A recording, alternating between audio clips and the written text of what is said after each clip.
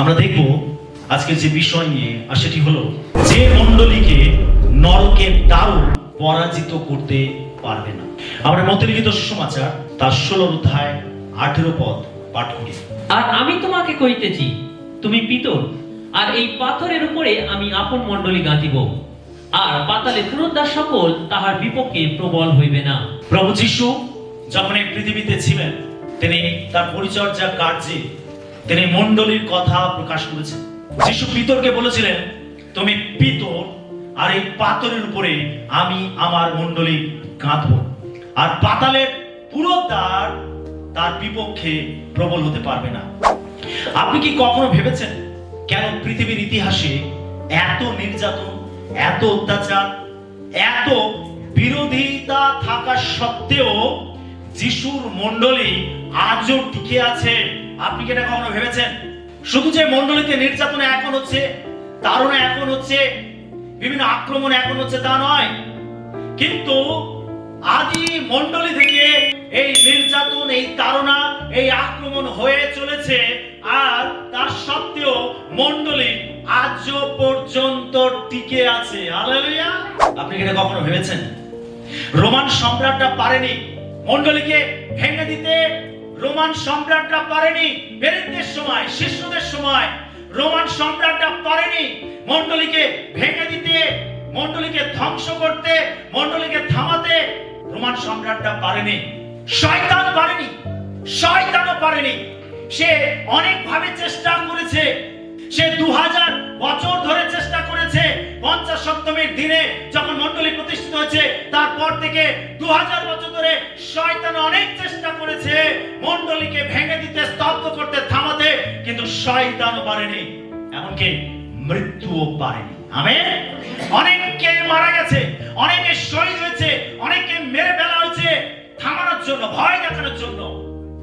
যদি যিশু সেবা করো, যদি প্রচার করো, যদি ঈশ্বরের বাক্য তুলে ধরো, অন্যের কাছে সাক্ষ্য দাও, মণ্ডলীর জন্য কাজ করো, ঈশ্বরের সেবা কাজ করো, তাহলে তোমাদেরকে মেরে ফেলা হবে, হত্যা করা হবে।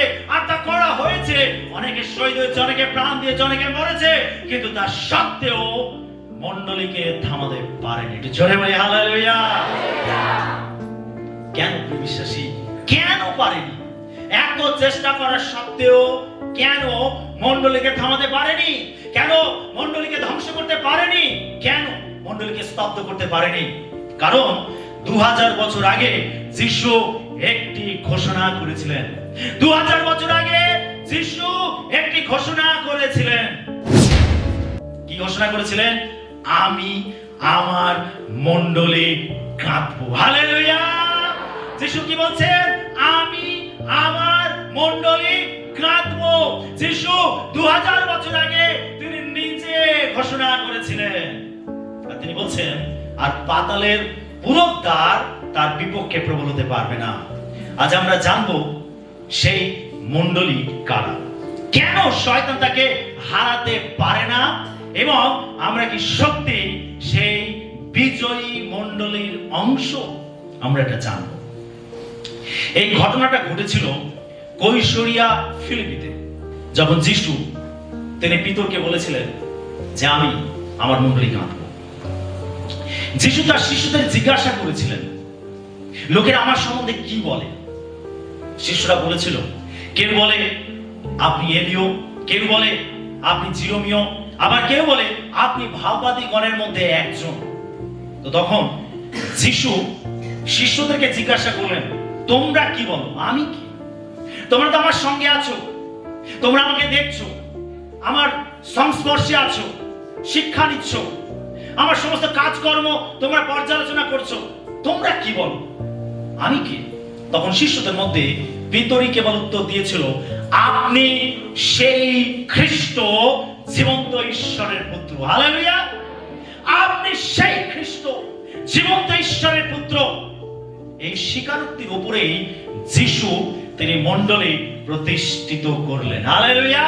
পিতরের এই স্বীকারোক্তির উপরে যিশু তিনি ঘোষণা করলেন, তুমি পিতর, আর এই পাথরের উপরে আমি আমার মণ্ডলী গাঁথব।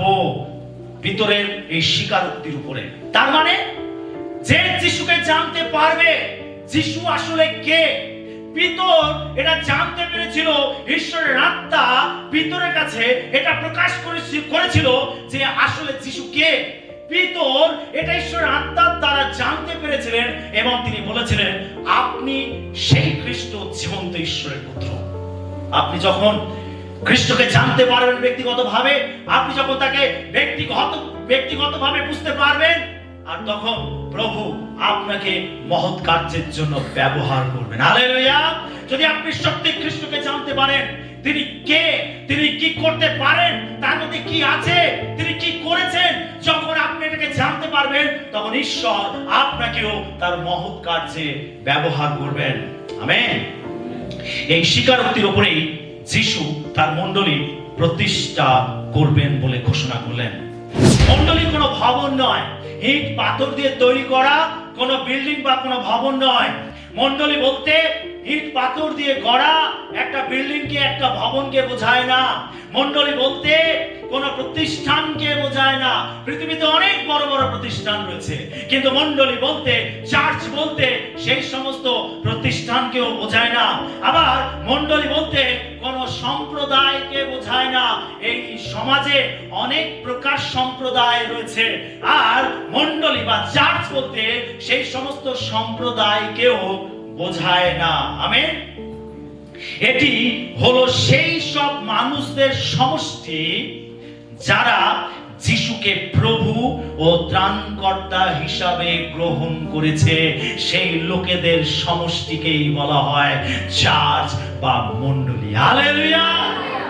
মণ্ডলী বলতে ভবন বোঝায় না, মণ্ডলী বলতে প্রতিষ্ঠান বোঝায় না, মণ্ডলী বলতে সম্প্রদায় বোঝায় না।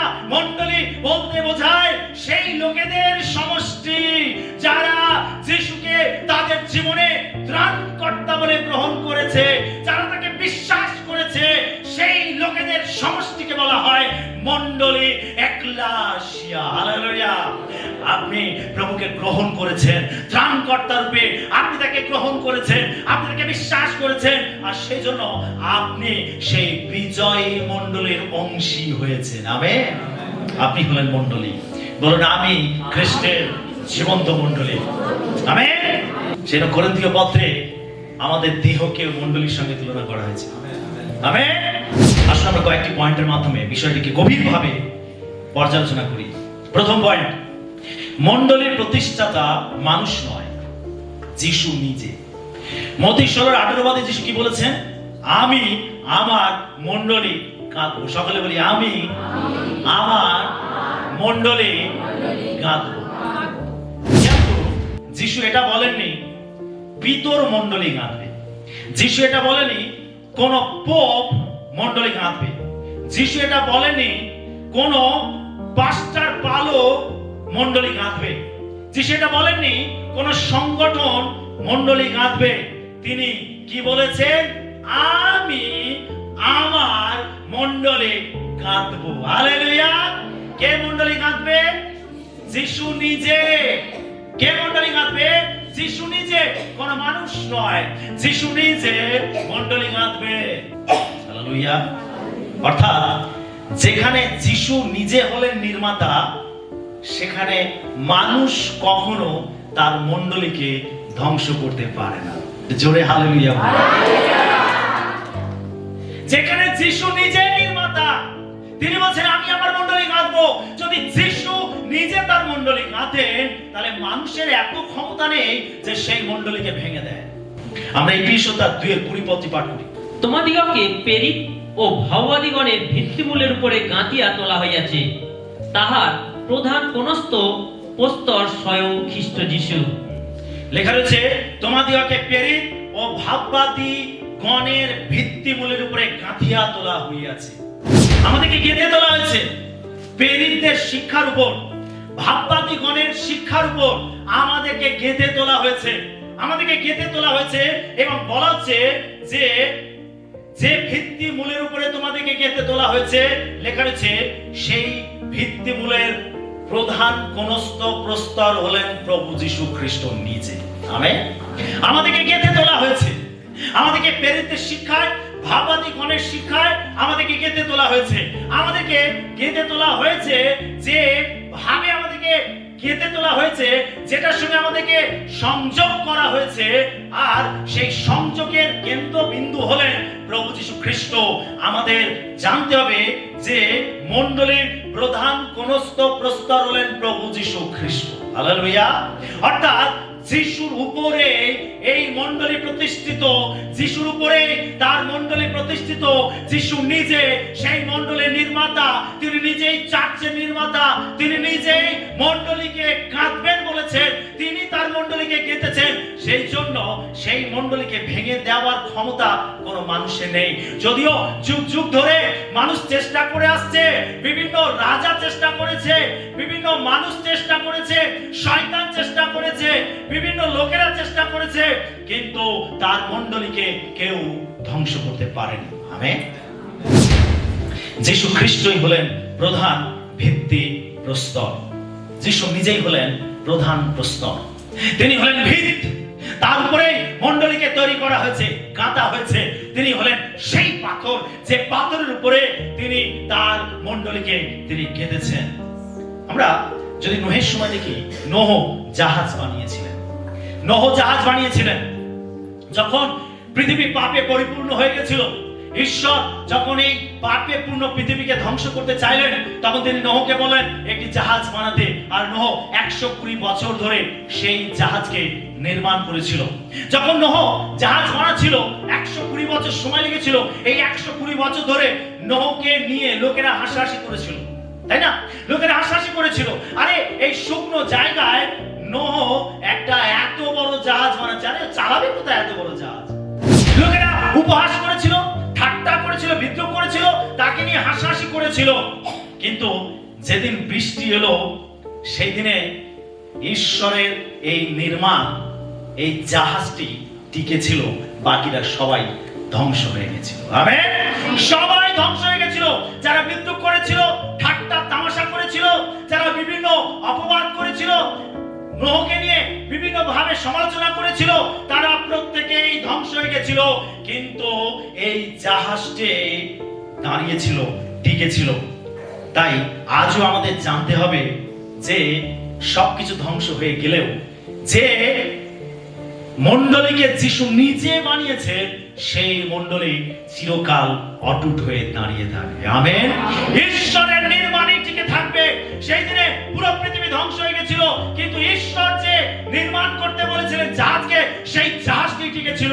আর একই ভাবে এই বর্তমান সময় এবং জেনে রাখুন, শেষ দিনে যখন খ্রিস্ট আসবেন, পৃথিবী ধ্বংস হবে, তখন এই মণ্ডলী টিকে থাকবে। তার কারণ এই মণ্ডলের নির্মাতা কোনো মানুষ নয়, এই মণ্ডলের নির্মাতা হলেন প্রভু যীশু খ্রিস্ট নিজে। আমেন। হালেলুয়া। একটি পাহাড়ি গ্রামে দুটি বিদ্যালয় তৈরি হচ্ছিল। তো একটি বিদ্যালয় তাড়াতাড়ি কাজ শেষ করার জন্য তারা কি করলো, কাঁচা মাটির উপরে তারা বিল্ডিং তুলতে আরম্ভ করে দিল। আর আরেকটি বিদ্যালয়, তারা তাদের যে ইঞ্জিনিয়ার ছিল, সে ঠিক করলো যে না, আমরা আগে একেবারে তলা পর্যন্ত নামবো, এবং যতক্ষণ না আমরা শক্ত মাটি পাচ্ছি, পাথর পাচ্ছি, আর আমরা ততক্ষণ পর্যন্ত ঘুরবো এবং শক্ত ভূমির উপরে, শক্ত পাথরের উপরে আমরা আমাদের বিদ্যালয়টাকে বানাবো। আর সেই জন্য এই বিদ্যালয়টা বানাতে অনেক সময় লাগছিল। কিন্তু অন্যদিকে যে বিদ্যালয়টা কাঁচা মাটির উপরে বানানো ছিল, সেটা তত্তর করে কাজ শেষের দিকে। আর লোকেরা নিয়ে হাসাহাসি করছিল, দেখো আমাদের কাজ তাড়াতাড়ি শেষ হয়ে যাচ্ছে, কিন্তু ওনাদের কাজ এখনো পর্যন্ত অধুরা রয়েছে। অবশেষে তাদের কাজও শেষ হলো, কিন্তু সময় লেগে গেল অনেক। হঠাৎ একটা প্রাকৃতিক দুর্যোগ আসলো। আর যখন প্রাকৃতিক দুর্যোগ আসলো, তখন যে বিদ্যালয়টি ওই কাঁচা মাটির উপরে বানানো ছিল, তাড়াতাড়ি বানানো হয়েছিল, আর সেই বিল্ডিংটি, সেই বিদ্যালয়টি তাড়াতাড়ি ধ্বংস হয়ে গেল। কিন্তু এই প্রাকৃতিক বিপর্যয়ের মধ্যে যে বিদ্যালয়টি শক্ত ভূমির উপরে, পাথরের উপরে বানানো হয়েছিল, সময় লেগেছিল, সেই বিদ্যালয়টি টিকে ছিল। লোকেরা এই ঘটনার মধ্যে থেকে এটা বুঝলো, গ্রামের মানুষেরা এটা বুঝলো যে সৌন্দর্য আসল বিষয় নয়, ভিতটাই হলো আসল বিষয়। আমেন। সৌন্দর্য আসল বিষয় নয়, ভিতটাই হলো আসল বিষয়। প্রিয় বিশ্বাসী, যিশু যখন বলেন আমি আমার মণ্ডলী গাঁথবো, তখন তিনি আমাদের একটি মণ্ডলীর কথা বলেন যার ভিত্তি হলেন তিনি নিজে, অর্থাৎ যিশু নিজে। তিনি হলেন সেই ভিত্তি, তিনি সেই ভিত্তির উপরে তিনি তার মণ্ডলীকে গাঁথবেন, তিনি হলেন সেই ভিত্তি। আর যারা এই ভিত্তির উপরে দাঁড়াবে, যারা এই ভিত্তির উপরে টিকে থাকবে, যারা এই ভিত্তির উপরে গেঁথে উঠবে, তাদের জীবনে যতই বিপর্যয় আসুক তারা কখনো ধ্বংস হবে না। Amen, hallelujah. তাই আজ নিজেকে জিজ্ঞাসা করুন, আমি কি শুধু গির্জায় যাই, নাকি আমি সত্যি যিশুর মণ্ডলীর একটি অংশ? আমেন। আমি যিশুর উপরে দাঁড়িয়ে আছি, যিশুর উপরে আমার ভিত্তি কি যিশু, নাকি আমি অন্য কিছুর উপর আশ্রয় করে আমি আমার বিশ্বাসের জীবনকে গড়ে তুলছি? আপনি জেনে রাখুন, যদি আপনি অন্য কিছুর উপরে আশ্রয় করেন আপনি ধ্বংস হবেন, কিন্তু যদি আপনার ভিত্তি প্রভু যীশু খ্রিস্ট হন তাহলে আপনি টিকে থাকবেন। আমেন। যেটা আপনার এটা নিজেকে যাচাই করে দেখা উচিত যে আমি কি যিশুর এই মণ্ডলীর অংশ, নাকি আমি শুধু গির্জায় যাই, একজন সাধারণ মানুষ, আমি একজন সাধারণ বিশ্বাসী, কিন্তু আমার ভিত্তি প্রভু যীশু খ্রিস্ট নয়। এটা আজ আমাদের প্রশ্ন করতে হবে, আমাদের ভিত্তি কোনটা? যদি আমাদের ভিত্তি খ্রিস্ট হন তাহলে আপনি জেনে রাখুন, আপনি অটুট হয়ে দাঁড়িয়ে থাকবেন ওই বিদ্যালয়ের মতো। আপনি অটুট হয়ে দাঁড়িয়ে থাকবেন, তার কারণ আপনি যে ভিতের উপরে দাঁড়িয়েছেন, যে ভিতের উপরে আপনাকে গেঁথে তোলা হচ্ছে, সেই ভিত আর কেউ নয়, প্রভু যীশু খ্রিস্ট নিজে। আপনি যখন খ্রিস্টের উপরে নিজেকে গাঁথবেন, তখনই আপনি সকল পরিস্থিতিতে দাঁড়িয়ে থাকবেন, টিকে থাকবেন। আপনাকে কেউ দমাতে পারবে না, কেউ ফেলতে পারবে না। যতই বন্যা আসুক, যতই ঝড় আসুক, যতই বিপর্যয় আপনার জীবনে আসুক, যতই নির্যাতন তাড়না আপনার উপরে আসুক, যদি আপনি খ্রিস্টের উপরে আপনার ভিতকে তৈরি করেন, তাহলে আপনি সকল কঠিন পরিস্থিতিতে আপনি অটুট হয়ে দাঁড়িয়ে থাকবেন। আমেন। না আপনার ভিত্তি কি প্রভু যীশু খ্রিস্ট, নাকি অন্য কিছু? জিজ্ঞাসা করুন নিজেকে। দ্বিতীয় পয়েন্ট আমরা দেখব, মণ্ডলীর ভিত্তি হলো যীশু খ্রিস্ট নিজে। তিনি নির্মাতা, আবার তিনি ভিত্তি। আমরা প্রথম করিন্থীয় তার 3:11 পদ দেখব। কেননা কেবল যাহা স্থাপিত হইয়াছে তাহা ব্যতীত অন্য ভিত্তিমূল কেহ স্থাপন করিতে পারে না, তিনি যীশু খ্রিস্ট। আমেন। যীশু খ্রিস্ট ব্যতীত অন্য ভিত্তি স্থাপন করা যায় না। অর্থাৎ মণ্ডলীর যে ভিত, সেটা প্রভু যীশু খ্রিস্ট নিজে। তিনি হলেন নির্মাতা, তিনি হলেন নির্মাতা, তিনি হলেন ইঞ্জিনিয়ার, তিনি হলেন নির্মাতা, এবং তিনি হলেন ভিত্তি, তিনি হলেন ফাউন্ডেশন, তিনি হলেন সেই ভিত্তি। প্রভু যীশু খ্রিস্ট নিজে হলেন সেই ভিত্তি। আমাকে আপনাকে সেই ভিত্তির উপরে আমাদের বিশ্বাসের জীবনকে গড়ে তুলতে হবে। বাড়ির ভিত্তি দুর্বল হলে পুরো বাড়িটা খুব সামান্য বিপর্যয় ভেঙে পড়ে যায়, কিন্তু ভিত্তি যদি মজবুত হয় তাহলে সেই বাড়ি সমস্ত বিপর্যয়কে অতিক্রম করবে এবং সে টিকে থাকবে। বিশ্বাসের ভিত্তি যদি অলৌকিক কাজ, মানুষ, টাকা, অনুভূতির উপরে হয়, তাহলে জানতে হবে যে সেই বিশ্বাসের জীবন, সেই ব্যক্তির জীবন সহজেই ভেঙে চুরমার হয়ে যেতে পারে। অনেকের বিশ্বাসের ভিত্তি কিসের উপরে? অলৌকিক কাজের উপরে। আপনি দেখবেন যেখানে অলৌকিক কাজ, সেখানে মানুষের ভিড়। মানুষ অলৌকিক কাজের পিছনে দৌড়ায়। আপনি তাকে জিজ্ঞাসা করেন, তুমি কি যিশুকে তোমার জীবনে ব্যক্তিগত ত্রাণকর্তা, মুক্তিদাতা রূপে গ্রহণ করেছো? তুমি কি যিশুকে জানতে পেরেছো? তা বলছে, না, আমার জীবনে অলৌকিক কাজ ঘটেছে, আমি সেই জন্য যিশুকে বিশ্বাস করেছি। তুমি কেন যিশুকে বিশ্বাস করেছো? তুমি কেন যিশুর কাছে এসেছো? আমার জীবনে অলৌকিক কাজ ঘটেছে, সেই জন্য আমি যিশুকে বিশ্বাস করেছি। হ্যাঁ, ঠিক আছে, ভালো কথা, কিন্তু আরে তোমার বিশ্বাসের ভিত্তি কি? তার উত্তর দিতে পারে না। আসলে তারা বিষয়টা জানে না, আসলে এটাকে বোঝে না, এর গভীরতা কি তারা এটাকে উপলব্ধি করতে পারে না। অনেকে শুধু অলৌকিক কাজ এবং বিশেষ কোনো মানুষ ও ওই ব্যক্তি যিশুকে ডাকছে না, আমিও যিশুকে ডাকবো। ওই ব্যক্তি প্রার্থনা করছে না, আমিও প্রার্থনা করবো। ওই মানুষকে খুশি করার জন্য কখনো সে প্রকৃত বিশ্বাসী হয়ে উঠতে পারে না। আর যদি মানুষ টাকা পয়সার জন্য প্রভুর কাছে আসে, তাহলে জানতে হবে তার প্রকৃত ভিত নেই। আবার যদি মানুষ শুধু অনুভূতির উপরে নির্ভর করে ঈশ্বরের কাছে আসে, তাহলে তার ভিত্তিও মজবুত নয়। যে শুধু অনুভূতির উপরে চলে, ও আমি প্রার্থনা করছিলাম, উপাসনায় যোগদান করলাম, আমার গাটা ঠান্ডা হয়ে গেল, আমি বুঝলাম প্রভু আছে। আমার ভেতরটা গরম হয়ে গেল, আমি বুঝলাম প্রভু আছে। হ্যাঁ, অনেক সময় অনেক ধরনের অনুভূতি হতে পারে, কিন্তু অনুভূতির ওপরে ভিত্তি স্থাপন করা যায় না। অনুভূতিকে কেন্দ্র করে আপনার বিশ্বাসের ভিত হতে পারে না। আপনার বিশ্বাসের ভিত হতে হবে ঈশ্বরের বাক্যের উপরে এবং খ্রিস্টের উপরে। আমেন। আপনার বিশ্বাসের ভিত্তি হতে হবে খ্রিস্টের উপরে। যদি খ্রিস্টের উপরে আপনার ভিত হয়, তাহলে আপনি টিকে থাকবেন। যদি অলৌকিক কাজের জন্য আপনি খ্রিস্টের কাছে আসেন, টাকার জন্য খ্রিস্টের কাছে আসেন, যদি আপনি মানুষকে সন্তুষ্ট করার জন্য ঈশ্বরের কাছে আসেন, যদি আপনি অনুভূতির জন্য ঈশ্বরের কাছে আসেন, আপনার ভিত্তি কখনো মজবুত হবে না। আপনি শক্ত ভিত্তির উপরে কখনো দাঁড়াতে পারবেন না। অলৌকিক কাজের পিছনে দৌড়াবেন না, টাকার জন্য দৌড়াবেন না, আপনি অনুভূতির উপরে দৌড়াবেন না, আপনি কোন মানুষকে খুশি করার জন্য দৌড়াবেন না। আপনি সর্বদা ঈশ্বরকে খুশি করবেন, মানুষকে নয়, ঈশ্বরকে খুশি করবেন। আপনার ভিত হতে হবে খ্রিস্টের উপর, খ্রিস্টের উপর। সেটা খ্রিস্টকে ভালো করে জানা, খ্রিস্টকে ভালো করে বোঝা, খ্রিস্টকে ভালো করে উপলব্ধি করা, খ্রিস্টকে গভীরভাবে জানতে হবে। সেজন্য পৌল তিনি প্রার্থনা করেছিলেন, তিনি তার আকাঙ্ক্ষাকে তুলে ধরেছিলেন, যেন আমি খ্রিস্টের দুঃখ ভোগ, তার মৃত্যু, তার পুনরুত্থানকে জানতে পারি। আমেন। এটা পৌলের আকাঙ্ক্ষা ছিল, আমি যেন খ্রিস্টের দুঃখ ভোগ, তার মৃত্যু, তার পুনরুত্থানকে জানতে পারি, আমি খ্রিস্টকে জানতে পারি। সেজন্য পৌল তিনি বিশ্বাসীদের জন্য প্রার্থনা করতেন, যেন বিশ্বাসীরা খ্রিস্টের মতো হয়ে ওঠে। খ্রিস্টকে জানা, আপনি সবকিছু জানার আগে খ্রিস্টকে ভালো করে জানুন। আপনি যত খ্রিস্টকে জানবেন, আপনার ভিত তত মজবুত হবে, আপনার বিশ্বাসের ভিত তত মজবুত হবে।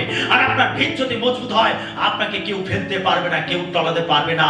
যদিও পুরো পৃথিবী আপনার বিপক্ষে আসে, তবু আপনাকে কেউ টলাতে পারবে না। আমেন। যারা শহীদ হয়েছে, কেন শহীদ হয়েছে? যারা যিশুর জন্য প্রাণ দিয়েছে, কেন? কি শক্তি তাদের জীবনে কাজ করেছিল? এই শক্তি তাদের জীবনে কাজ করেছিল, তার কারণ তাদের বিশ্বাসের ভিত ছিল খ্রিস্টের উপর। আজকে আমাদের জীবনে বিশ্বাসের ভিত তৈরি করতে হবে খ্রিস্টের উপর। হালেলুয়া। তিনি হলেন মণ্ডলের নির্মাতা এবং তিনি হলেন সেই প্রস্তর যার উপরে তিনি তার মণ্ডলীকে গেঁথে তোলেন। হালেলুয়া। একবার কি হচ্ছে, একজন অভিজ্ঞ পর্বতারোহী সে কি করেছে, তার সঙ্গে একজন ছাত্রকে নিয়ে গেছে, যে শিখতে চায় যে কিভাবে ট্রেকিং করতে হয়, পর্বতে উঠতে হয়। সে একজন ছাত্র হিসাবে শিখবার জন্য এই দক্ষ ব্যক্তির সঙ্গে পর্বতে গেছে। তো একটা উঁচু পর্বতে উঠছে, আর যখন উঁচু পর্বতে উঠছে, তখন এই ছাত্রটা খুব ভয় পাচ্ছে। সে বলছে, যদি আমি পড়ে যাই। তো তখন এই অভিজ্ঞ ব্যক্তিটি তিনি বলছেন যে, তুমি পর্বতকে নয়, যে দড়িটা বাঁধা রয়েছে সেই দড়িটার উপরে তুমি বিশ্বাস রাখো। তো এই বলতে না বলতে হঠাৎ করে সে পর্বত থেকে পড়ে যায়। আর যখন পড়ে যায়, তখন তার কোমরে যে দড়িটা বাঁধা ছিল, সেই দড়িটা তাকে এই বিপদের মধ্যে থেকে তাকে ধরে নেয়। আর তারপর সে আস্তে আস্তে সেখান থেকে ওপরে উঠে আসে এবং সে সেই যাত্রায় বেঁচে যায়। তখন সে এটা উপলব্ধি করতে পারলো যে এই দড়িটাই আমাকে বাঁচিয়েছে। এই দড়িটা যদি আমার কোমরে বাঁধা না থাকতো, তাহলে হয়তো আমি পড়ে যেতাম। আমাদের বিশ্বাসের দড়ি হলেন প্রভু যীশু খ্রিস্ট। আমাদের বিশ্বাসের দড়ি হলেন প্রভু যীশু খ্রিস্ট। যদি আপনি খ্রিস্টের উপরে নির্ভর করেন, খ্রিস্টের উপরে বিশ্বাস করেন, খ্রিস্ট আপনাকে সর্বদাই ধরে নেবে। হালেলুয়া। আপনার বিপদে তিনি আপনাকে ধরে নেবেন, আপনার সমস্যা আপনাকে ধরে নেবেন, আপনার পরীক্ষা আপনাকে ধরে নেবেন। সেই জন্য আপনি খ্রিস্টকেই আপনার দড়ি বানান, খ্রিস্টকেই আপনার ভিত্তি বানান, খ্রিস্টের উপরে আপনি বিশ্বাস করুন, নির্ভর করুন, যে আপনার প্রত্যেকটা পরীক্ষায়, প্রত্যেকটা চ্যালেঞ্জে, প্রত্যেকটা বিপদে তিনি আপনাকে রক্ষা করুন, আপনাকে ধরে নেবেন। হালেলুয়া। সেজন্য আপনি খ্রিস্টকে আপনার ভিত্তি তৈরি করুন। নিজের যোগ্যতা, নিজের অনুভূতি বা কোনো মানুষ নয়, আপনি খ্রিস্টের উপরেই আপনার জীবনকে প্রতিষ্ঠিত করুন। খ্রিস্টের উপরে আপনার জীবনের ভিত্তি কি? কি আপনার জীবনের ভিত্তি? সত্যি তো? খ্রিস্টই আপনার জীবনের ভিত্তি তো? আপনি খ্রিস্টের উপর দাঁড়িয়ে আছেন তো? যদি আপনি খ্রিস্টের উপর দাঁড়িয়ে থাকেন, খ্রিস্ট আপনাকে ধরে নেবেন, খ্রিস্ট আপনাকে রক্ষা করবেন। আর যদি খ্রিস্ট আপনার ভিত্তি না হয়, টাকা পয়সা, অনুভূতি, কোনো মানুষ যদি আপনার ভিত্তি হয়, অলৌকিক কাজ যদি আপনার ভিত্তি হয়, আপনি দাঁড়িয়ে থাকতে পারবেন। একটা সময় আসবে আপনি পড়ে যাবেন। যখন তাড়না আসবে আপনি পড়ে যাবেন, নির্যাতন আসবে পড়ে যাবেন, যখন পরীক্ষা আপনার জীবনে আসবে আপনি পড়ে যাবেন। যদি আপনার ভিত্তি ঠিক না হয়, আপনার ভিত্তিকে আগে মজবুত করুন, ঠিক করুন। তৃতীয় পয়েন্ট আমরা দেখব, নরকের দ্বার কখনো ঈশ্বরের মণ্ডলীকে পরাজিত করতে পারবে না। আমরা মতি তার 16-18 পদে পাঠ করেছি, সেখানে যিশু বলছেন, আমি আমার মণ্ডলীকে গাঁথবো আর পাতালের পুরোদ্বার সকল তাহার বিপক্ষে প্রবল হইবে না। যিশু বলছেন পাতালের দ্বার, পাতালের দ্বার মণ্ডলীকে পরাজিত করতে পারবে না, পাতালের দ্বার মণ্ডলীকে ধ্বংস করতে পারবে না, পাতালের দ্বার তার বিপক্ষে প্রবল হতে পারবে না। যিশু বলছেন পাতালের দ্বার। পাতালের দ্বার মানে কি? পাতালের দ্বার মানে মৃত্যুর শক্তি, পাতালের দ্বার মানে হচ্ছে শয়তানের শক্তি, পাতালের দ্বার মানে হচ্ছে অন্ধকার রাজ্যের কাজ। যিশু তিনি বলছেন পাতালের পুনরুদ্ধার সকল তার বিপক্ষে প্রবল হইতে পারবে না, পাতালের পুনরুদ্ধার সকল তার বিপক্ষে প্রবল হইতে পারবে না। পাতালের দ্বার বলতে বোঝায় মৃত্যুর শক্তি, পাতালের দ্বার বলতে বোঝায় শয়তানের শক্তি, পাতালের দ্বার বলতে বোঝায় অন্ধকার রাজ্যের শক্তি। যিশু ঘোষণা করেছেন সব শক্তি একত্র হলেও মণ্ডলীকে হারাতে পারবে না। হালেলুয়া। পাতালের পুরোদ্বার বলতে বোঝায় মৃত্যুর শক্তি, পাতালের দ্বার বলতে বোঝায় শয়তানের শক্তি, পাতালের দ্বার বলতে বোঝায় অন্ধকারের বিভিন্ন মন্দ কার্য। আর যিশু বলছেন এই সমস্ত শক্তি এক জায়গায় জড়ো হলে, একত্রিত হলেও তার মধ্যে যত শক্তি বৃদ্ধি পাবে সেই শক্তি নিয়েও মণ্ডলীকে যদি আক্রমণ করে তবুও মণ্ডলীকে হারাতে পারবে না। একটু জোরে বলি হালেলুয়া, হালেলুয়া। মৃত্যুর শক্তি, শয়তানের শক্তি, অন্ধকার রাজ্যের শক্তি কখনো মণ্ডলীকে হারাতে পারবে না। আমেন। সব শক্তি একত্র হলেও মণ্ডলীকে কখনো হারাতে পারবে না। Amen, hallelujah. আমরা রোমীয় তার 8:37 পদটি পাঠ করি।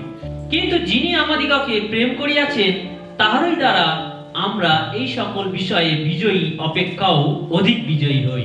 বাইবেল বলছে যিনি আমাদিগকে প্রেম করিয়াছেন, যিনি আমাদেরকে প্রেম করিয়াছেন তাহারই দ্বারা আমরা এই সকল বিষয়ে বিজয়ী অপেক্ষাও অনেক বিজয়ী হই। প্রিয় বিশ্বাসী, আমরা সকলে সকল বিষয় বিজয়ী। প্রভু আমাদেরকে সকল বিষয়ের উপরে বিজয়ী করেছেন। লেখা রয়েছে যিনি আমাদেরকে প্রেম করিয়াছেন তাহারই দ্বারা আমরা সকল বিষয়ে বিজয়ী অপেক্ষা অধিক বিজয়ী হই। তার মানে প্রভু আমাদেরকে বিজয় দিয়ে থাকেন। তিনি প্রত্যেকটা চ্যালেঞ্জ, প্রত্যেকটা পরীক্ষার উপরে তিনি বিজয় দিয়ে থাকেন। তার মণ্ডলী বিজয়ী মণ্ডলী। পাতালে পুরোদ্বার কখনো তার বিপক্ষে প্রবল হতে পারবে না। খ্রিস্টের মণ্ডলী হলো বিজয়ী, তার সন্তান হলো বিজয়ী, তার লোকেরা বিজয়ী। তার কারণ যিনি আমাদেরকে প্রেম করিয়াছেন আমরা তাহারই দ্বারা এই সকল বিষয় বিজয়ী অপেক্ষা অধিক বিজয়ী হই। হালেলুয়া। আপনি বিজয়ী, আমরা বিজয়ী, আমরা সবকিছুর উপরে বিজয়ী।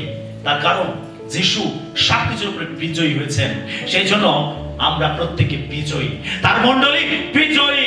সমস্ত শক্তি একত্রিত হয়েও মণ্ডলীকে আক্রমণ করলেও মণ্ডলীকে কখনো হারাতে পারবে না। তার কারণ যিনি আমাদেরকে প্রেম করেছেন আমরা তারই দ্বারা সকল বিষয়ে বিজয়ী অপেক্ষা অধিক বিজয়ী হই। আমেন। আপনি বিজয়ী। প্রথম শতাব্দীতে খ্রিস্টানদের কি করা হয়েছিল?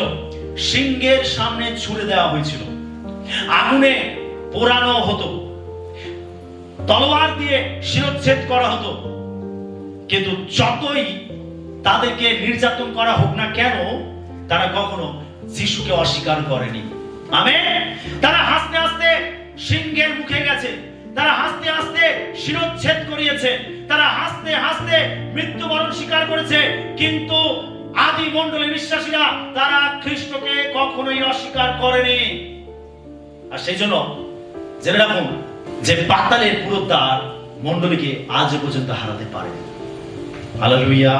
যত মণ্ডলীর উপর তাড়না এসেছে, নির্যাতন এসেছে, মণ্ডলী ততই বৃদ্ধি পেয়েছে। আমেন। এই বর্তমান সময় যত তারুণ্য আসবে আর মণ্ডলী তত বৃদ্ধি পাবে। হালেলুয়া।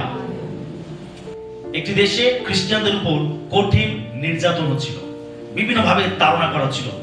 সরকার ঘোষণা করলো যে যার কাছে বাইবেল পাওয়া যাবে তাকে কারাগারে পাঠানো হবে। সৈন্যরা একদিন কি করলো, তারা একটি ছোট গ্রামে গেল আর গিয়ে একটি চার্চ থেকে যত বাইবেল রাখা ছিল সমস্ত বাইবেল নিল এবং তারা কি করলো, বাইবেলগুলো সংগ্রহ করে তারা আগুনে পুড়িয়ে দিল এবং তারা ভাবলো যে এখানেই খ্রিস্ট ধর্ম শেষ। এই গ্রামে, এই এলাকায় খ্রিস্ট ধর্ম শেষ, কেননা তাদের সমস্ত বাইবেল সংগ্রহ করে পুড়িয়ে দেওয়া হয়েছে। সৈন্যরা ভাবছে যে খ্রিস্ট ধর্ম এখানেই শেষ। যখন রবিবার আসলো তখন দেখা গেল যে পরের রবিবারে, অন্যান্য রবিবারে যত বিশ্বাসী এসেছে, পরের রবিবারে বাইবেল পুড়িয়ে দেওয়ার পরের রবিবারে আরো বহু সংখ্যক বিশ্বাসী মণ্ডলীতে একত্রিত হয়েছে। হালেলুয়া। তখন একজন সৈন্য কি করলো, যে সমস্ত নেতৃত্ব দিয়েছিল বাইবেলগুলো সংগ্রহ করে পুড়িয়ে দেওয়ার জন্য, সে যখন দেখতে আসলো যে দেখি কি ঘটনা ঘটে, এসে দেখছে আরে আরো বেশি লোকেরা চার্চে একত্রিত হয়েছে, এ কি ব্যাপার। তো একজন বৃদ্ধ বিশ্বাসীকে জিজ্ঞাসা করছে যে আমরা তো সমস্ত বাইবেল আগুনে পুড়িয়ে দিলাম, আমরা ভাবলাম যে বোধহয় আর কেউ চার্চে আসবে না, সবাই ভয় পেয়ে গেছে, কিন্তু এত লোক কি করে আসলো। তখন সেই বৃদ্ধ বিশ্বাসী বলছে যে আপনারা কাগজ পোড়াতে পারেন, আপনারা কাগজ পোড়াতে পারেন, কিন্তু ঈশ্বরের বাক্য পোড়াতে পারবেন না। আমেন। বাইবেল আমাদের হৃদয়ে লেখা আছে আর যিশু আমাদের হৃদয়ে জীবিত আছে, আর আপনি সেখান থেকে আমাদেরকে পৃথক করতে পারবেন। Hallelujah, hallelujah. সেই সৈন্য কিছুক্ষণ নীরব হয়ে রইল এবং তিনি বুঝতে পারলেন যে আগুন বই পোড়াতে পারে কিন্তু বিশ্বাসীকে পোড়াতে পারে না। Amen, hallelujah. এটা আপনি জেনে রাখুন, যত তাড়না আর তত বৃদ্ধি। যতই মণ্ডলীকে থামানোর চেষ্টা করেছে, অত্যাচার করেছে, মণ্ডলী ততই বৃদ্ধি পেয়েছে। আর সেই জন্য আপনি প্রস্তুত থাকুন, মণ্ডলী আগামী দিনে বৃদ্ধি পেতে চলেছে। Hallelujah, hallelujah. এই কারণে যিশু বলেছিলেন আমি আমার মণ্ডলী গাঁথবো আর পাতালে পুরোদ্ধার তার বিপক্ষে প্রবল হতে পারবে না। যিশু নিজে মণ্ডলী গাঁথবেন আর সেই জন্য তার গাঁথা মণ্ডলীকে কেউ ধ্বংস করতে পারবে না। শয়তান চেষ্টা করেছে, সম্রাট চেষ্টা করেছে, বিভিন্ন লোকেরা চেষ্টা করেছে, কিন্তু সকলেই ব্যর্থ হয়েছে। মণ্ডলীকে কেউ কখনো হারাতে পারেনি। শয়তান গির্জার ভবন ভেঙে দিতে পারে, বাইবেল কপি পুড়িয়ে দিতে পারে, বিশ্বাসীদের কারাগারে পাঠাতে পারে, কিন্তু যিশুর জীবন্ত মণ্ডলীকে কখনো পরাজিত করতে পারবে না। Amen, hallelujah. যেখানে যিশু জীবিত সেখানে আশা জীবিত, যেখানে আশা জীবিত সেখানে মণ্ডলীও কখনো পরাজিত হতে পারে না। আমেন। নির্যাতন মণ্ডলীকে ধ্বংস করে না, নির্যাতন মণ্ডলীকে বৃদ্ধি দান করে থাকে, শক্তিশালী করে থাকে। হালেলুয়া। আপনি শক্তিশালী হচ্ছেন, বিশ্বাসীরা শক্তিশালী হচ্ছে। এই সময় ইউনিটি তৈরি হচ্ছে, এই সময় বিশ্বাসীরা প্রার্থনা করছে, এই সময় বিশ্বাসীরা আরো বিশ্বাসে মজবুত হচ্ছে। কেন? তার নাম নির্যাতন বিশ্বাসীকে বৃদ্ধি করছে, মণ্ডলীকে শক্তিশালী করছে। আর সেই জন্য নির্যাতন মণ্ডলীকে ধ্বংস করতে নয়, মণ্ডলীকে শক্তিশালী করার জন্য আসে। Amen, hallelujah. চতুর্থ পয়েন্ট আমরা দেখব, সত্যিকারের মণ্ডলী ঐক্য ও প্রেমের মাধ্যমে শক্তিশালী হয়। আমরা যোহন লিখিত সুসমাচার তার 13 অধ্যায় 34 এবং 35 পদ পাঠ করব। এক নতুন আজ্ঞা আমি তোমাদিগকে দিতেছি, তোমরা পরস্পর প্রেম করো। আমি যেমন তোমাদিগকে প্রেম করিয়াছি, তোমরাও তেমনি পরস্পর প্রেম করো। তোমরা যদি আপনাদের মধ্যে পরস্পর প্রেম রাখো, তবে তাহাতেই সকলে জানিবে যে তোমরা আমার শিষ্য। আমেন। আরেকটি জায়গা দেখব, ইফিসীয় তার 4:3 পদ। শান্তির যোগ বন্ধনে আত্মার ঐক্য রক্ষা করিতে যত্নবান হও। আমরা এখান থেকে প্রভু যিশু তিনি শিক্ষা দিয়েছেন, আমি তোমাদের এক নতুন আজ্ঞা দিচ্ছি। কি আজ্ঞা? তিনি বলছেন তোমরা একে অপরকে প্রেম করো। যদি তোমরা পরস্পরকে প্রেম করো, তাহলে লোকেরা জানবে যে তোমরা আমার শিষ্য। আর তিনি, আমরা দেখি যে তার বাক্য ইফিসীয় পত্রে লেখা রয়েছে যে শান্তির বন্ধনে আত্মার ঐক্য রক্ষা করতে চেষ্টা করো। প্রিয় বিশ্বাসী, জেনে রাখুন, শয়তান সবসময় মণ্ডলীকে বাইরে থেকে আক্রমণ করে না, শয়তান অনেক সময় মণ্ডলীর ভেতরেও আক্রমণ করে। শয়তান সবসময় বাইরে থেকে আক্রমণ করে না, শয়তান মণ্ডলীর ভেতরেও আক্রমণ করে। কিভাবে? একে অন্যের বিরুদ্ধে নিয়ে গিয়ে, একে অন্যের প্রতি হিংসা, একে অন্যের প্রতি রাগ, ক্ষোভ প্রকাশ করে।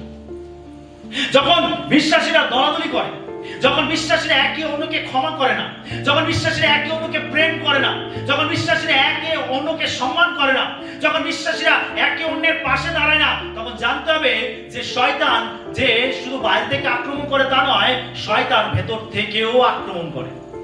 তার মানে তো শয়তানের কৌশল, শয়তান চায় মণ্ডলীর মধ্যে ঐক্য ভেঙে দিতে, শয়তান চায় বিশ্বাসীদের মধ্যে ভেদাভেদ তৈরি করতে, বিশ্বাসীদের মধ্যে দূরত্ব তৈরি করতে। শয়তান এটা চায় যেখানে ঐক্য থাকে না সেখানে শক্তিও থাকে না। ঐক্য হচ্ছে বল, একতা হচ্ছে বল, আর শয়তান এই একতা, এই ঐক্যকে সে ধ্বংস করে দিতে চায়।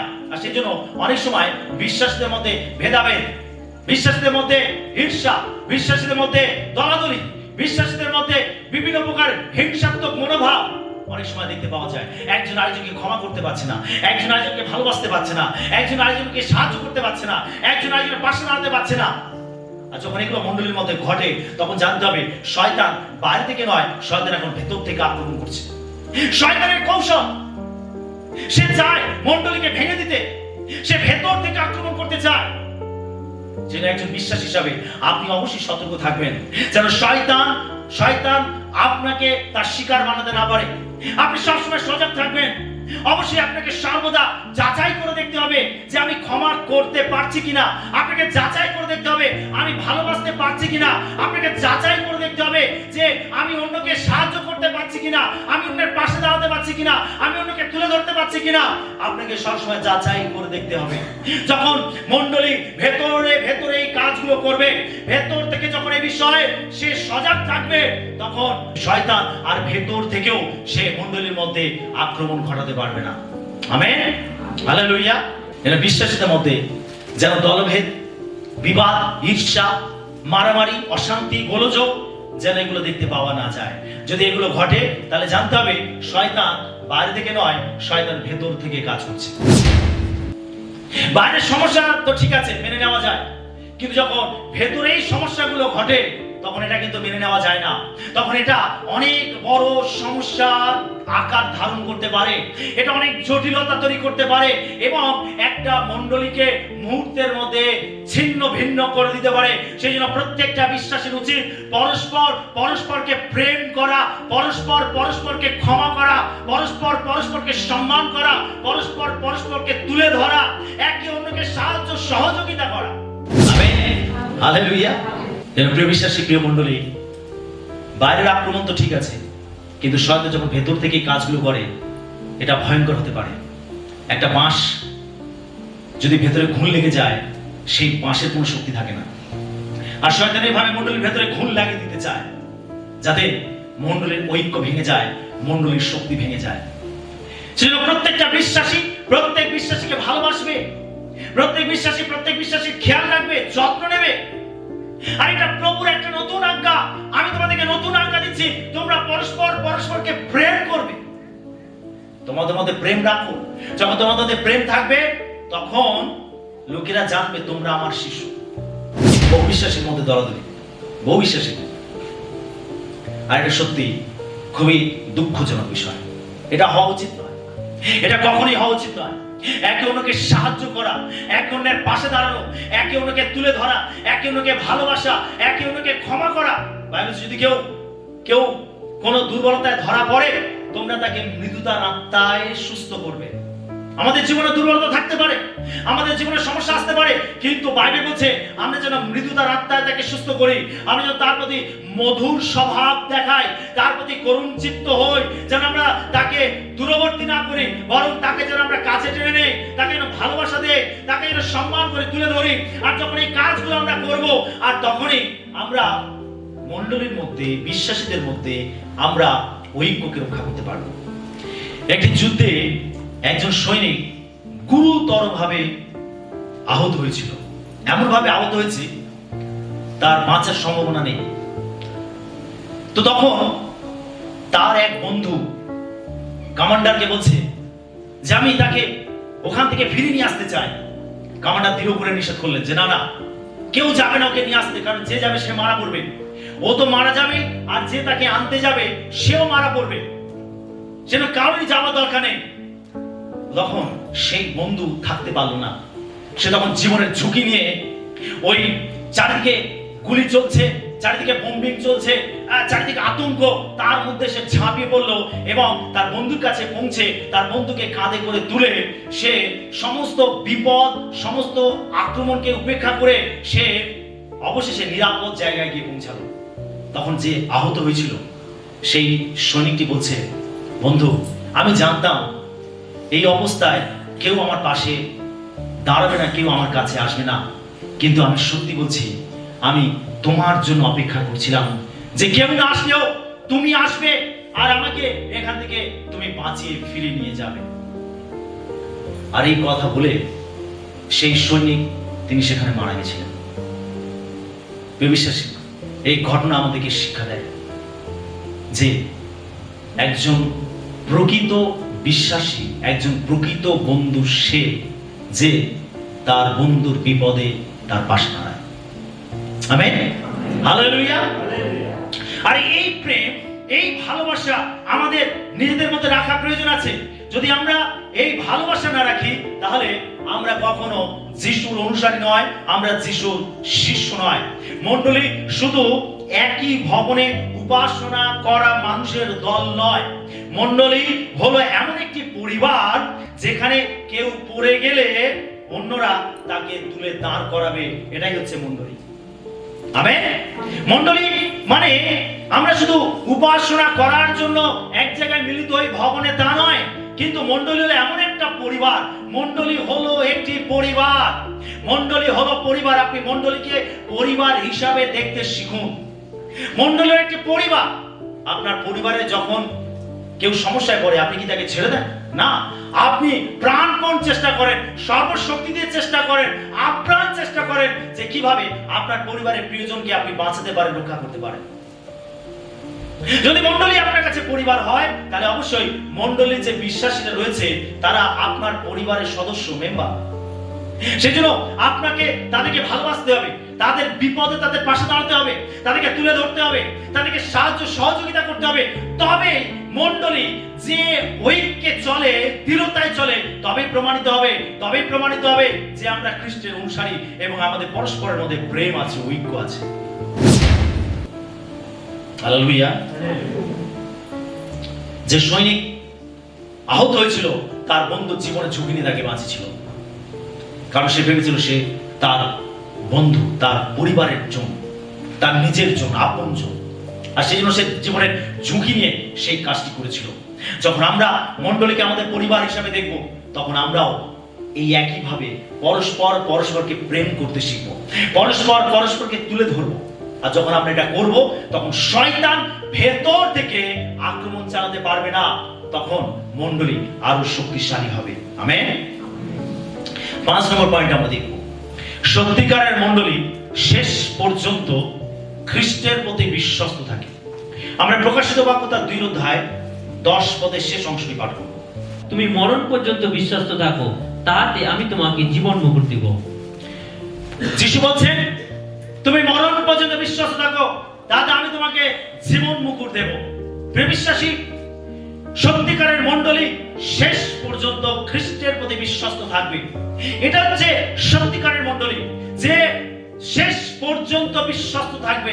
প্রভু চান আমি যেন শেষ পর্যন্ত বিশ্বস্ত থাকি। প্রভু চান যেন মৃত্যু পর্যন্ত আমরা বিশ্বস্ত থাকি। যতদিন এই দেহেতে নিঃশ্বাস প্রশ্বাস চলবে আমরা যেন বিশ্বস্ত থাকি শেষ পর্যন্ত। একজন বৃদ্ধ পাস্টার প্রায় 50 বছর ধরে একটি গ্রামে তিনি ঈশ্বরের বাক্য প্রচার করেছিলেন। তিনি কখনো বিখ্যাত হননি, তার গির্জায় হাজার হাজার মানুষও আসতো না, কিন্তু তিনি প্রতিটি রবিবার বিশ্বস্তভাবে ঈশ্বরের বাক্য প্রচার করতেন। তিনি বার্ধক্যের কারণে গুরুতরভাবে অসুস্থ হয়ে হসপিটালে ভর্তি হলেন। তার মৃত্যুর কয়েকদিন আগে একজন যুবক প্রচারক তাকে দেখতে গেলেন, আর তাকে দেখতে গিয়ে সেই বৃদ্ধ পাস্টারকে, পালককে তিনি প্রশ্ন করলেন, জিজ্ঞাসা করলেন যে পাস্টার বাবু, আপনার জীবনের সবচেয়ে বড় সাফল্য কি? তো এই তরুণ প্রচারক ভেবেছিল যে হয়তো তিনি বলবেন, আমি শত শত মানুষকে বাপ্তিস্ম দিয়েছি, বা আমি বড় বড় সেমিনারে প্রচার করেছি। এই তরুণ যুবক আশা করছিল যে এই রকমই কোনো উত্তর এই বৃদ্ধ পাস্টার তিনি দেবেন, কিন্তু তিনি বললেন যে আমার জীবনের সবচেয়ে বড় সাফল্য হলো আমি যিশুকে কখনো ছেড়ে যাইনি, আর যিশু আমাকে কখনো ছাড়েননি। এটাই হলো আমার জীবনের সাফল্য। আমি হাজারের মানুষকে বাপ্তিস্ম দেইনি, আমি বড় বড় সেমিনারে প্রচারও করিনি, কিন্তু তিনি বলছেন আমার জীবনের সব থেকে বড় সাফল্য আমি কখনো যিশুকে ছাড়িনি, আর যিশু আমাকে কখনো ছাড়েনি। তার মানে তিনি কি বলতে চাইছিলেন? তিনি মরণ পর্যন্ত বিশ্বস্ত ছিলেন। এটা হচ্ছে তার জীবনের সাফল্য। একজন বিশ্বাসী জীবনে সাফল্য সেটাই যে মরণ পর্যন্ত বিশ্বস্ত থাকবে। এটা হচ্ছে তার জীবনের সাফল্য। আপনি যদি মরণ পর্যন্ত বিশ্বস্ত থাকেন, এটাই আপনার জীবনের সাফল্য। আজ অনেকে এই বিশ্বস্ত জায়গা রাখতে পারে না। বিশ্বস্ত লোক খুঁজে পাওয়া দায়। আজ একরকম কথা বলছে, কাল অন্যরকম কথা বলবে। আজ একরকম আচরণ করছে, কাল অন্যরকম আচরণ করবে। আজ একরকম তার স্বভাব দেখতে পাওয়া যাচ্ছে, কাল অন্যরকম তার স্বভাব বিকৃত হয়ে যাবে।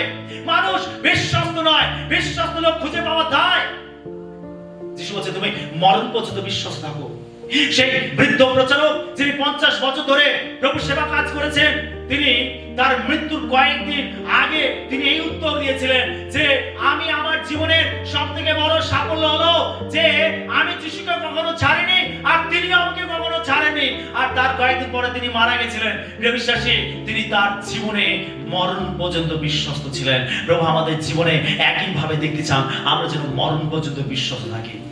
যদি আপনি প্রভুকে বিশ্বাস করেছেন, যদি আপনি প্রভুকে গ্রহণ করেছেন, যদি আপনি তাকে ত্রাণকর্তা রূপে স্বীকার করেছেন, আপনি মরণ পর্যন্ত বিশ্বস্ত থাকুন। যতই দারুণ আসুক, নির্যাতন আসুক, যতই আপনার জীবনে দুঃখ ব্যথা কষ্ট আসুক, বড় বড় চ্যালেঞ্জ আসুক, আপনি যদি বিশ্বাস থাকেন, এটাই হবে আপনার জীবনের সবথেকে বড় সাফল্য। হালেলুয়া। আপনি মরণ পর্যন্ত বিশ্বস্ত থাকুন। আমরা যেদিন স্বর্গে যাব, ঈশ্বর আমাদের কাছে জিজ্ঞাসা করবেন না যে তুমি কত বিখ্যাত ছিলে, তুমি কত মহান ছিলে। তিনি জিজ্ঞাসা করবেন তুমি কি শেষ পর্যন্ত বিশ্বস্ত ছিলে। প্রভু এটাই আমাদেরকে জিজ্ঞাসা করবেন। মণ্ডলী, শক্তি শুধু তার সদস্য সংখ্যাতে নয়, মণ্ডলীর শক্তি শুধু তার সদস্য সংখ্যাতে নয় যে কত বিশ্বাসী আছে সেই মণ্ডলী, এটাতেই মণ্ডলীর শক্তিকে প্রমাণিত করে না, বরং এমন বিশ্বাসীদের মধ্যে যারা জীবনের শেষ নিঃশ্বাস পর্যন্ত খ্রিস্টকে অস্বীকার করবে না, আর এটাই হচ্ছে মণ্ডলীর শক্তি। হালেলুয়া। সেটা 50 জন হতে পারে, 100 জন হতে পারে। যদি 100 জন হয়, 50 জন হয়, হয়তো হাজার হাজার বিশ্বাসী হলো না, কিন্তু সংখ্যায় সীমিত অল্প বিশ্বাসী, কিন্তু সেই 100 জনই যদি মরণ পর্যন্ত বিশ্বাস থাকে, আর এটা অনেক বড় সাফল্য। হালেলুয়া। হাজার হাজার বিশ্বাসী রয়েছে, কিন্তু যখন পরীক্ষা আসলো, সমস্যা আসলো, তারা সবাই অবিশ্বস্ত হলো, যিশুকে অস্বীকার করে ফেললো। ওই বহু সংখ্যক মণ্ডলীর শক্তি নয়, কিন্তু অল্প থাকবে, সলিড থাকবে। আমেন। কোয়ান্টিটি নয়, কোয়ালিটি প্রভু পছন্দ করেন। আমেন। কোয়ান্টিটি নয়, কোয়ালিটি প্রভু পছন্দ করেন। প্রভু আমাদের মধ্যে এই কোয়ালিটি দেখতে চান যে আমরা যেন মরণ পর্যন্ত বিশ্বস্ত থাকি। আমেন। হালেলুয়া। যেদিন আমরা প্রভুর সামনে দাঁড়াবো, সেই দিন সবচেয়ে বড় প্রশ্ন এটাই হবে, তুমি কত কিছু অর্জন করেছো এটা নয়, বরং তুমি কি শেষ পর্যন্ত বিশ্বস্ত ছিলে। এটাই প্রভু আমাদের কাছ থেকে জানতে চাইবে। প্রিয় বিশ্বাসী, আপনি কি বিশ্বস্ত আছেন? আপনার জীবনে কি বিশ্বস্ত আছেন? আপনি কি বিশ্বস্ত আছেন? আপনি কি প্রভুর প্রতি বিশ্বস্ত আছেন? আপনি কি মানুষের প্রতি বিশ্বস্ত আছেন? আপনি কি মণ্ডলীর প্রতি বিশ্বস্ত আছেন? আপনি কি স্বামী স্ত্রীর মধ্যে বিশ্বস্ত আছেন? আপনি কি পরিবারের মধ্যে বিশ্বস্ত আছেন? আপনি কি বন্ধু বান্ধবের মধ্যে বিশ্বস্ত আছেন? প্রভু আপনার মধ্যে বিশ্বস্ত দেখতে চান। আপনি নিজেকে প্রশ্ন করুন, আপনি কি বিশ্বস্ত? যিশু বলেননি পৃথিবী খুব সহজ হবে, তিনি বলেননি বিশ্বাসীদের কোনো কষ্ট হবে না, আমাকে বিশ্বাস করলে আর কোনো কষ্ট হবে না। যিশু এই কথা কখনো বলেনি। তিনি শুধু একটি প্রতিশ্রুতি দিয়েছেন যে পাতালের দ্বার মণ্ডলীর বিরুদ্ধে প্রবল হতে পারবে না। এই প্রতিশ্রুতি প্রভু যিশু দিয়েছেন।